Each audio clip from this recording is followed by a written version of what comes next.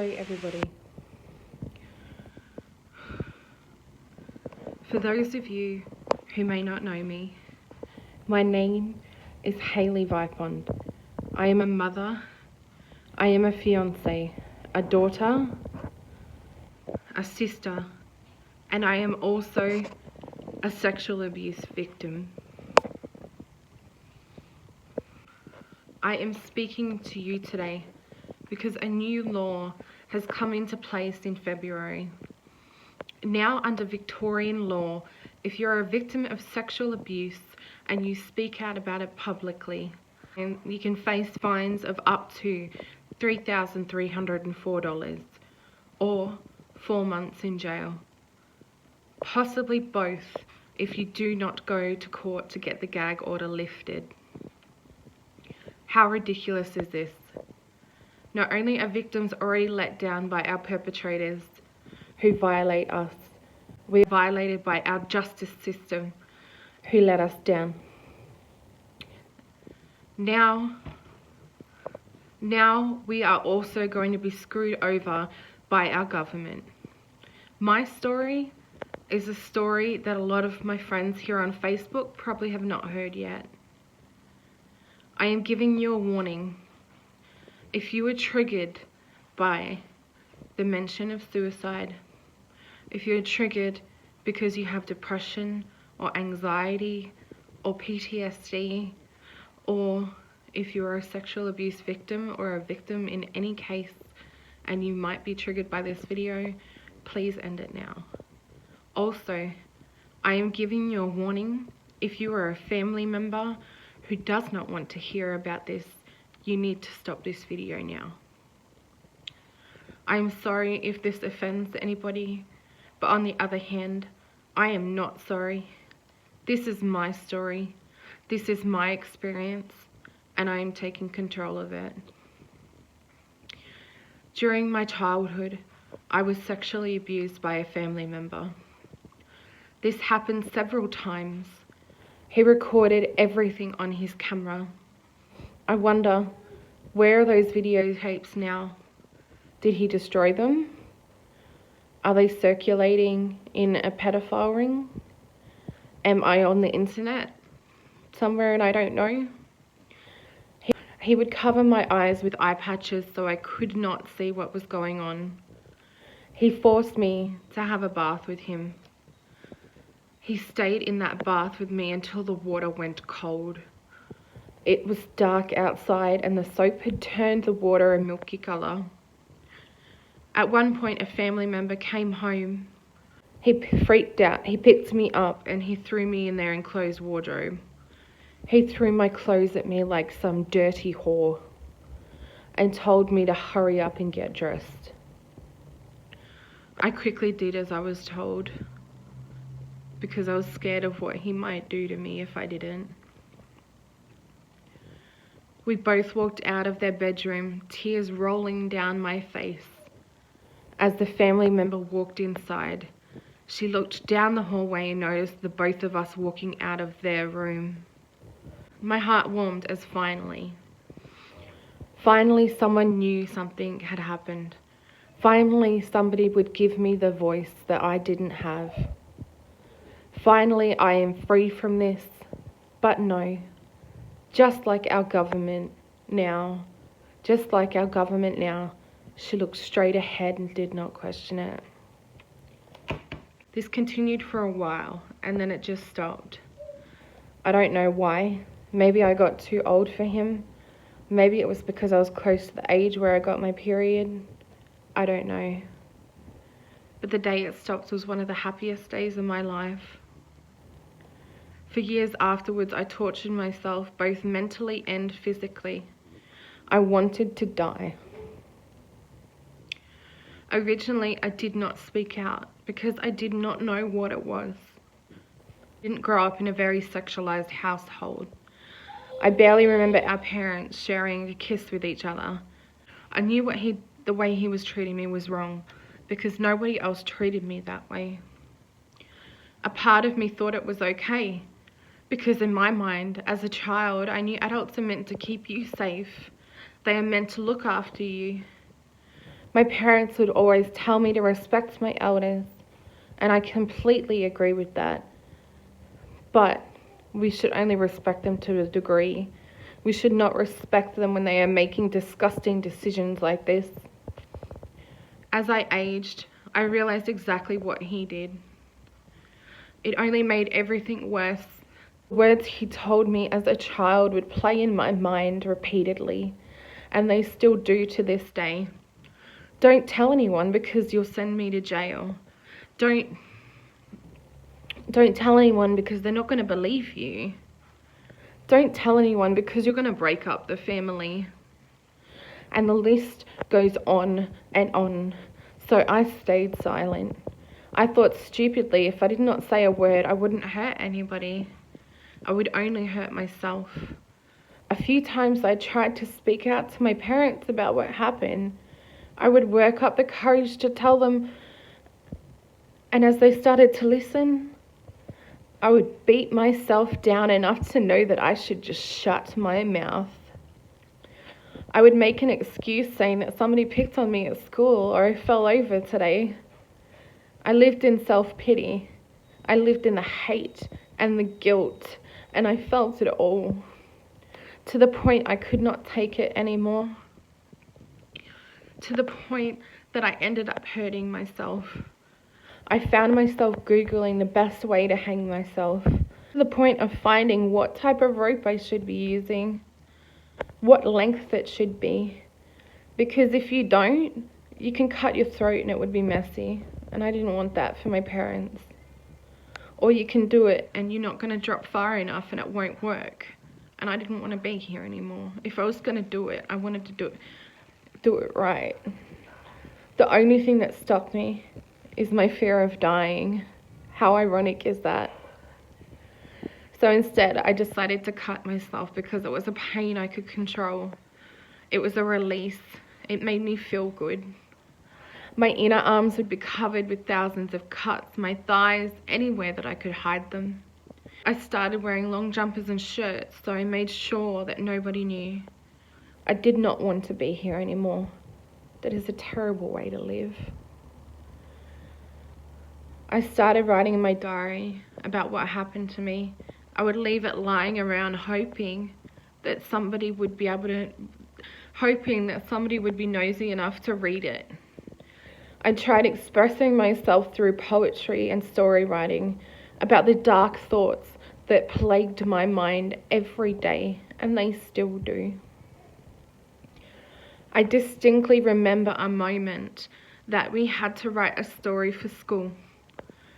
My story troubled my teachers so much that I was pulled in to see the school counsellor. I wanted anyone to know. I wanted someone to save me from him, and I wanted somebody to save me from myself. The sad thing is, because nobody knew what had happened, he was still in our lives. Every time we had to see him, I would die a little bit inside. The way he smelt, the way he looked, his greased back hair. All of it would make me relive everything over and over again. It seemed like it was a game to him though. At one point in time, he became a prison guard. He came to visit us so he could show off his new work attire. His new attire included a set of handcuffs. Before I knew it, he had me standing up, surrounded by my parents, with my hands behind my back, with the handcuffs tightly attached to my wrists. It was almost pleasurable to him to know that he still had control. To know that he still made me keep my mouth shut. I remember not being able to breathe, like suddenly somebody was holding my head under icy cold water. I freaked, kicking and screaming and crying. As this all still happened, he tightly gripped upon my wrists. I wanted to break my arms to get away from him. That moment will be a moment that haunts me forever, probably until the day I die. Things started to change. The vibe of our family changed. It was like the air had shifted. I knew something had happened. I could feel it. But I didn't know what had happened. Eventually, I spoke to a family member, and my perpetrator had done something to them. I will not be speaking further on what he did to them, because that is not my story to tell. My heart sank. Everything I had been telling myself, how I'd been reassuring myself for years that if I stayed quiet about this, everyone would be okay. How I had told myself that if I did not speak out, everybody would be safe. It all began to unravel before my eyes. I told my family member what I'd been suffering from. The relief I felt as those words finally escaped my mouth was immense. I had finally spoken to a direct family member about what had happened to me.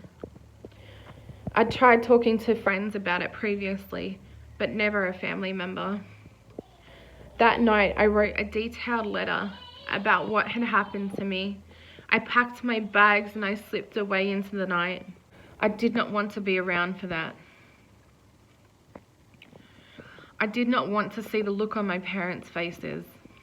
How do you wait around to watch the horror across their faces and they finally find out that they handed you over to the person who ruined your life? A friend picked me up in their car. I planned to stay with her for the night. It was the longest night of my life. I do not think I have ever cried so much. My eyes ended up burning from all of the tears that I cried. I remember watching the light slowly peek in my friend's window, knowing that any moment my mum would be waking me up for school and that she would hopefully be reading the note. Eventually the calls started coming in. At that moment I knew that they finally found it. My body felt like it was going to explode. I watched every time that phone lit up, wanting to answer every one of them, but I just could not move. Growing up in a small town, they ended up finding me. The first thing I remember my dad saying is he asked me if I was lying about it all. I felt like falling to the ground as they hugged me. That day was a blur. A lot of the time after that is. I remember my mum taking me to the police station and I produced a 13-page statement detailing everything, only for my parents to be told afterwards that if I wanted to proceed with the court case, I am going to be grilled through the court system. To the point that I would be asked about the size of his penis. Did he ejaculate inside me? What did it feel like? The detective advised us that it might be best if we proceed with prosecuting him when I'm older, because I cannot produce dates and times of when it happened. Tell me, what child is going to remember the exact time and date they've been raped? A part of me wishes I could just go back in time and speak out when it first happened. Maybe if I just grabbed that videotape and ran for my life, how far would I have got? Maybe if I screamed, what if I fought back? The what ifs plague my mind daily. But with how fragile my mental health was at the time, we decided to wait, as I was barely hanging on to life as it is. This is not something that just goes away. Growing up in a small town that I did, mostly everybody knew what happened, to the point that I ended up getting bullied in high school because of it. I was told that I wanted it. I was told that I liked it, that it was not rape and it was just incest because I did not speak out about it. My life crumbled. I ended up leaving school and drinking underage and doing a lot of reckless, questionable things. I could not cope and I wanted to die. I ended up being medicated and I don't remember a good part of my life because of that. Time has passed but the pain still plagues me. Becoming a mother myself pushed me to reopen the case.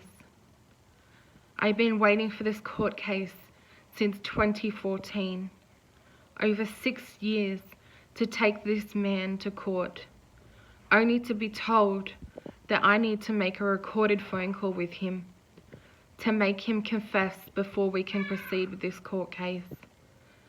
He is the last person I would ever want to deal with, the last person I would ever want to see. And quite frankly, if he rots in hell, I would be thrilled. I have been asked to find out his phone number, his location myself. I have been asked to do their work. How is this fair treatment? I am told that it could happen any day. So any day I could be forced to speak with him. The mental anguish this brings me is unexplainable. I suffer from everything still. I suffer from everything still. I still have suicidal thoughts that plague my mind. I still fight thoughts of cutting myself. I have anxiety. I have social anxiety. I have depression, and I have PTSD because of this. I live with the guilt that I let my family member down.